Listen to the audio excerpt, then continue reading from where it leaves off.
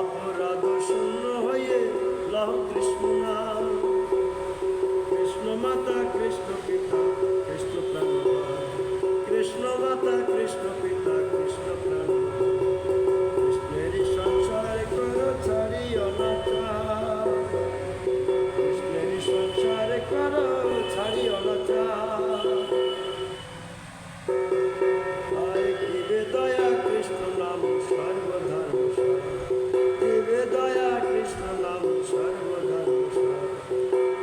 দিয়া দিয়া গরু নিত্যানন্দ পাতিয়াত নাম হত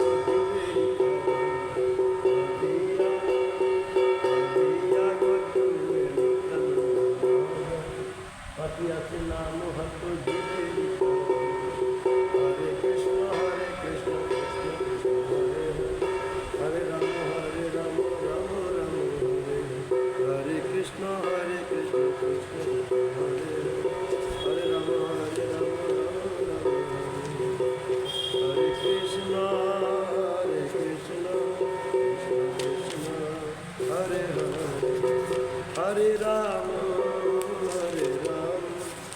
রাম রাম হরে হরে।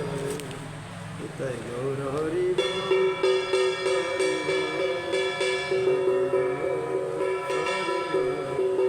নিতাই গৌর হরি বল, হরি বল, হরি বল, হরি বল।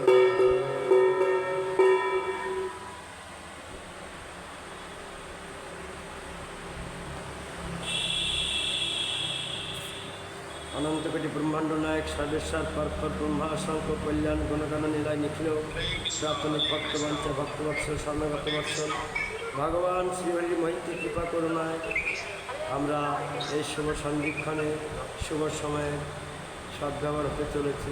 ভগবান গৌরের মহিত কৃপা করুন। হরে কৃষ্ণ। অনলাইনে উপস্থিত সমস্ত ভক্তমণ্ডল, গৌর ভক্ত, কৃষ্ণ ভক্ত, হরিভক্ত সকলের চরণ কমলে ধন্যবাদ। হরে কৃষ্ণ।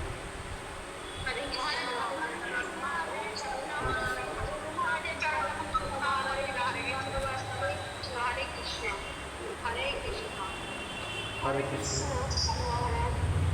হরে কৃষ্ণ হরে কৃষ্ণ সবার চরণ।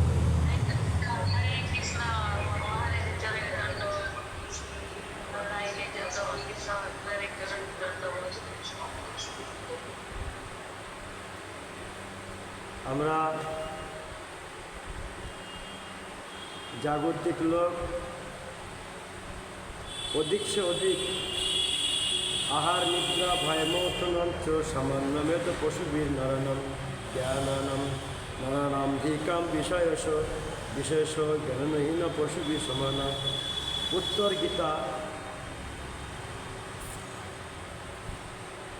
হে ধনঞ্জয়, কি আহার, কি নিদ্রা, কি ভয়, কি মৌথন, এই সমস্ত বিষয়ে পশুর সাথে কোনো বিভেদ নেই।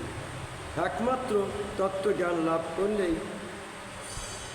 মানব পশু হইতে শ্রেষ্ঠ হইতে পারে। সুতরাং স্পষ্টই প্রতীয়ত হইতেছে যে যাহারা জ্ঞানশূন্য তাহারা পশুর তুল্য, তাহাতে কোনো সন্দেহ নেই।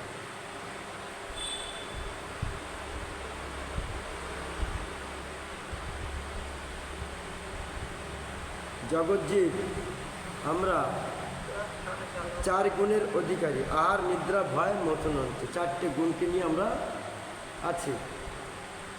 খাবারের জন্য দৌড়াদৌড়ি, খাবার পেট ভরে গেল, ঘুমায় গেল, আর বিষয় ভোগের অত হলাম। হ্যাঁ,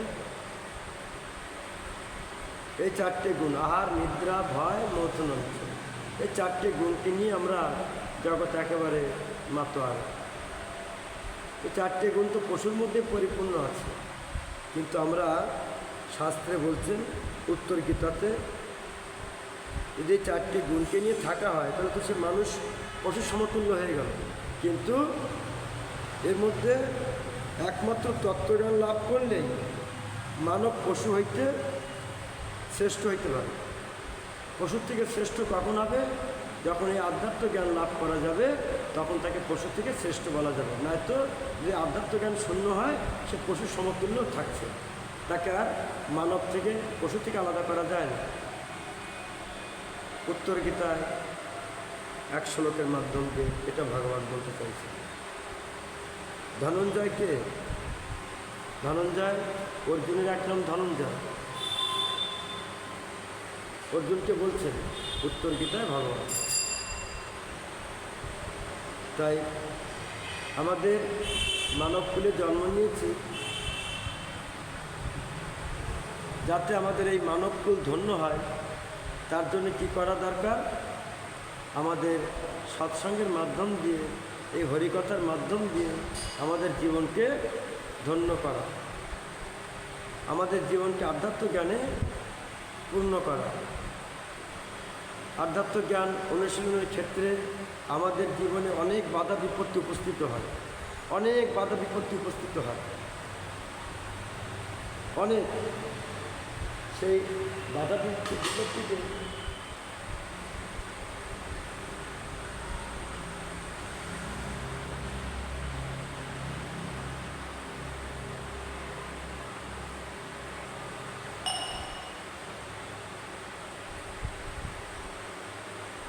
সে বাধা বিপত্তিকে উত্তীর্ণ করতে গেলেও জীবনে অনেক ঝুঁকি সামনে আসে, বিভ্রান্তিকর হয়ে যায়, আমরা সংশয় গ্রাসিত হয়ে যাই। মানে আমরা নির্ণয় করতে পারি না এ কী হয়ে গেল। এরকমটা অনেক অনেক সময় আমাদের জীবনে এসে উপস্থিত হয়। যেমন স্কুলে গেলে মাস্টারের মার খেতে হয়, আর মার খাওয়ার সঙ্গে সঙ্গে বিভ্রান্ত হয়ে যায়, সঙ্গে সঙ্গে মানুষ একদম মস্তিষ্ক গোলমাল হয়ে যায়। প্রচণ্ড যখন মার খায় তখন আবার ধীরে ধীরে সেটা আবার নিয়ন্ত্রণে আসে। তদ্রূপ এই আধ্যাত্ম জ্ঞান অনুশীলনের ক্ষেত্রে আমাদের জীবনে ঠিক এইরকম নানান প্রকারের বিপর্যয়ের ক্ষেত্রে আমাদের সামনে নেমে আসে। কিং কর্তব্য বিমূঢ় হয়ে যায় আমরা। এখন এই সময় আমি কী করতে পারি, এরকম অনেক সময় আমাদের জীবনে এসে পড়ে, কিন্তু আবার ধীরে ধীরে সেটা ঠিক হয়ে যায়। তো তথাপিও মনকে স্থির রেখে, মনকে শান্ত রেখে তথাপি আমাদের সেই পথেই চলতে হবে। এটাই আমার মঙ্গলের পথ, এটাই আমার মঙ্গলের পথ। সমাজে, গৃহে, পাড়া প্রতিবেশী বা কোনো গুরুজনের কাছে আমরা অনেক সময় নিগ্রহ হই। এই ধর্মপথে অনুশীলনের ক্ষেত্রে অনেক সময় আমাদের জীবনে অনেক অনেক বাধা বিপত্তি বিপর্যয়ের সামনে আসে। এক একটা এক এক রকম, সবগুলো একরকম না। তথাপিও আমাদের সোজা থাকতে হবে এবং স্থির থাকতে হবে এবং মনকে একাগ্র রাখতে হবে। যদি আমরা এই বিপর্যয় যদি নিজেরা ভেঙে পড়ি তাহলে পরীক্ষা ফেল হয়ে গেল, পরীক্ষায় ফেল হয়ে গেল। পরীক্ষা ফেল হতে তো দেওয়া যাবে না।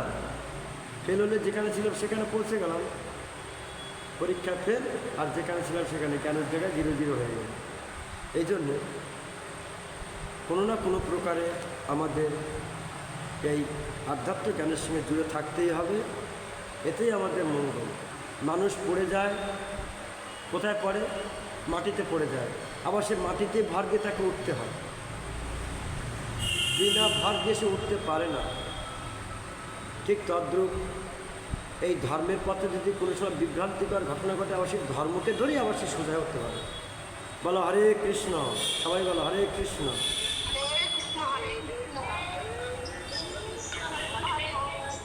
হরে কৃষ্ণ,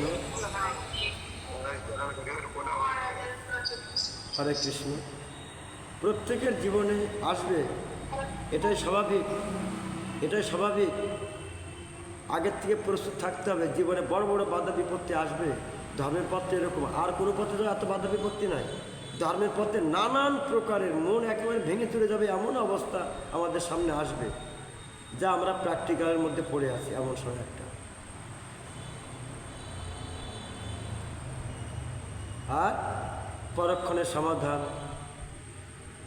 এই কথা যদি রাগ হয় তাহলে তোমাদের কল্যাণ কি করে হবে? ব্যাস হয়ে গেল, শেষ। এই কথা যদি রাগ হয় তাহলে তোমাদের কল্যাণ কিভাবে হবে?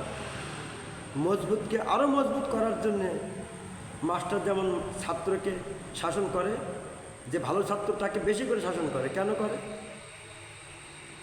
আর যেগুলো মূর্খ তাকে যত পিটাও কোনো কাজ হয় না।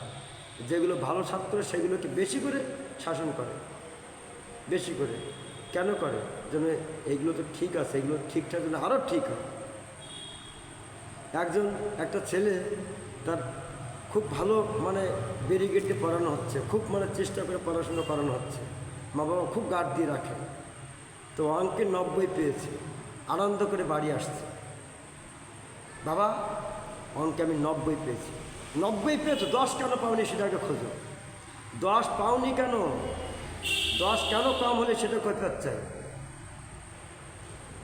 বাবা আনন্দ করছে না, বাবার আনন্দ যেখানে সেখানে হচ্ছে, কিন্তু বাইরের দৃষ্টিতে এমন এমন নাটক করছেন, 10 কেন কম পেলি। এই প্রকারে অনেক সময় আমাদের এমন বিপর্যয়ের ক্ষেত্রে পড়তে হয়, অনুশাসনের মুখে আমরা নিজেরাই বিভ্রান্ত হয়ে যাই। কি করব, কিং কর্তব্য বিমূঢ়, তখন সে আমি কী করবো, কী করা উচিত এটা নির্ণয় করতে পারি না অনেক সময়। আমরা ক্ষুদ্র জীব, তাই এর জন্য আমাদের প্রস্তুত থাকতে হবে, কখন কোন সময় আমাদের সামনে এসে পড়বে। শক্ত না থাকলে আমরা দুর্বল হয়ে যাব। তো যাই হোক, আমাদের কোনো না কোনো প্রকারে আধ্যাত্ম জ্ঞান সম্পন্ন হতে হবে এবং সেই জ্ঞানের সঙ্গে যুক্ত থাকতে হবে। আর না কি উত্তর গীতায় ভগবান বলছেন, যার ওই আহার নিদ্রা ভয় মৈথুন হচ্ছে এই পর্যন্ত জ্ঞান সীমিত, সে তো পশু। খালি এক জায়গায় নেই, কথা অনেক জায়গায় লেখা আছে। খালি আহার নিদ্রা ভয় মৈথুন হচ্ছে 4টে গুণকে নিজে, এই 4টে গুণকে কেন্দ্র করে যে বেঁচে আছে সে তো পশু সমতুল্য, সে পশু। তো মানব কখন হওয়া যাবে? যখন এই 4ই জ্ঞান ব্যতিরিক্ত আধ্যাত্ম জ্ঞানকে জীবনে অনুশীলন করা যাবে, তখন সেই জ্ঞানের দ্বারা জীবনে পরম আনন্দ লাভ করা যায়। তো তাকেই তখন বলা হয় মানব জীবন শ্রেষ্ঠ। তখন মানব জীবন শ্রেষ্ঠ বলে পরিগণিত। স্কুলে গেলেই পরীক্ষা দিতে হবে, কিন্তু মার খেতে হবে, কিন্তু এটাও জেনে রাখবেন ভালো করে সবাই। আমরা যেন জেনে রাখি, স্কুলে গেলেই মার খাওয়া শুরু। যে স্কুলে যায় না তার মারধর কিছুই নেই, পরীক্ষা তার না। স্কুলে যাওয়ার সাথে সাথে মারধর শুরু হয়ে গেল, আর পিটানি শুরু হয়ে গেল, কান ধরে উঠবাস করো। স্কুলে যে যায় না সে ভালো আছে, তার মারটার খেতে হয় না। কত সুন্দর। এতে আমাদের কি প্রতীত হয়? মার খাওয়া ভালো না মার না খাওয়া ভালো? তো আমরা গত সপ্তাহে, আজকে কী বার?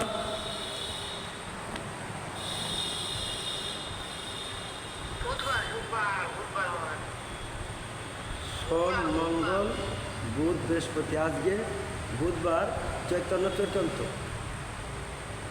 দুদিন গীতা হয়ে গেল। আজকে চৈতন্য চৈতন্য। মহাপ্রভু ভক্তদের নিয়ে আমরা পিছনের দিকে যেতে চাই না, গণ্ডিতে মার্জন পার হয়ে গেছে অবশ্য। গণ্ডিতে মার্জনের যে আনন্দ মহাপ্রভু করলেন, সে আনন্দ আমরা সবাই উপভোগ করলাম। আমরা গত সপ্তাহে আলোচনা করছিলাম গণ্ডিচা মার্জন সম্বন্ধে। মহাপ্রভু সমস্ত ভক্তদেরকে নিয়ে ভগবানের মন্দির পরিষ্কার করবার জন্য সবাইকে নিযুক্ত করলেন, সবাইকে নিযুক্ত করেছেন। সবাই মিলে ভগবানের মন্দির পরিষ্কার করো। নিজে হাতে করে জল নিয়ে এসছেন, ঝাড়ু দিয়ে, নিজে হাতে করে ঝাড়ু দিয়ে সাফাই করেছেন এবং বসে বসে ধুলোবালি, কাঙ্কড়, বন কুটো সব ফুটে ফুটে ফেলেছেন এই মন্দির প্রাঙ্গণ থেকে, এবং সেগুলো নিয়ে নিজের অঞ্চলে করে বেঁধে নিয়ে বাইরে নিয়ে গিয়ে ফেলেছেন এবং জল নিয়ে এসছেন ঘাড়ে করে বয়ে বয়ে। এই মন্দির ভিতর সব মার্জন করেছেন, জানলা দরজা সব ধৌত করেছেন, পরিষ্কার করেছেন। কেন? ভগবান আসবেন। এতে কি সিদ্ধ হয়, কি প্রতীত হয়? মন্দির ওইটা দেখিয়ে আমাদেরকে কি শিক্ষা দিচ্ছেন? মন্দির, তোমাদের একটা করে মন্দির আছে, সেই মন্দিরে জানলা দরজা ধোও, সেই মন্দিরের ভিতরে ময়লা আবর্জনা সব পরিষ্কার করো। যদি পরিষ্কার পরিচ্ছন্ন না করো তাহলে ওখানে এসে ভগবান বসবে না। আমাদের একটা মন্দির আছে গণ্ডিচা মার্জন, আমাদের একটা গণ্ডিচা মন্দির আছে সবার ভিতরে, সেখানে ভগবান বসেন। তাই এই গণ্ডিচা মার্জন মানে হলো হৃদয় মন্দির পরিষ্কার করা। হৃদয় মন্দির যদি পরিষ্কার পবিত্র না হয়, হৃদয় মন্দির যদি পরিষ্কার পবিত্র না থাকে, তাহলে সেখানে ভগবান এসে বসতে পারে না। ভগবান এটাই বোঝাতে চেয়েছেন। তা হৃদ মন্দিরে ভগবান বসেন তো আমাদের হৃদ মন্দিরে। হৃৎকদম্ব তরমূলে দাঁড়াও শ্রীহরি। শ্রীহরি আমার হৃৎকদম্ব এই হৃদয়ের মধ্যে এসে বসবে। এই জায়গাটা তো সেরকম হতে হবে, কিন্তু আমি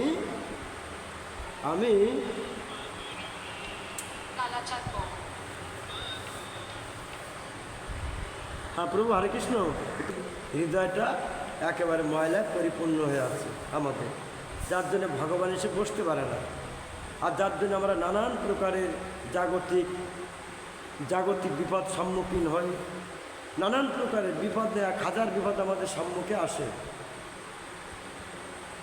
আধ্যাত্ম পথে চলার যে পরীক্ষা, সেটা আমাদের বিষয়, সেটা সবাই শয়ন করতে পারে ভক্তরা। কিন্তু ভক্তবিহীন মানুষ যারা, ভক্তবিহীন যারা, তাদের জীবনে যে একটা সংকট আছে না, সে সংকটে একেবারে সে বিমর্ষ হয়ে যায়। সে তখন নিজেকে সামলাতে পারে না। কেন হচ্ছে? সেই দেহের মালিক তো ভগবান নয়,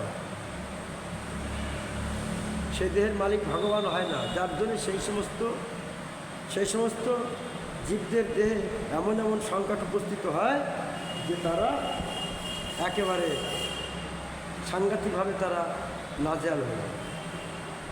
তাই আমরা যারা আজ ভক্তিপথে জুড়েছি, গুরু বৈষ্ণবের আশীর্বাদে, আমাদের সকলেরই কর্তব্য এই হৃদ মন্দির পরিষ্কার পরিচ্ছন্ন রাখা, সমদর্শী সম্পন্ন, জীবে দয়া নামে রুচি, বৈষ্ণব সেবন, কাম ক্রোধ লোভ মোহ মৎসর্য, এগুলোকে সব নিজের কন্ট্রোলে নিয়ে আসা, সর্বজীবকে সমানভাবে দেখা, সবার প্রতি শরীর ভাবনা রাখা, জীব প্রতি প্রেম করা, এসবের তাৎপর্য হলো হৃদয় মন্দির পরিষ্কার রাখা। তবেই ভগবান সেখানে এসে বসবে। কিন্তু আমি সবার শত্রু, আর আমার শত্রু সবাই। হ্যাঁ, এইভাবে ভগবান সে দিয়ে আসবেন কী করে? এই সমস্ত কুটিলতা, জটিলতা, ছল কপট, দুর্বিদ্যা, কুবুদ্ধি, এসব থাকলে ভগবান কখনো সে হৃদয়ের মধ্যে এসে বসেন না। কখনোই হৃদয়ের মধ্যে এসে ভগবান বসেন না।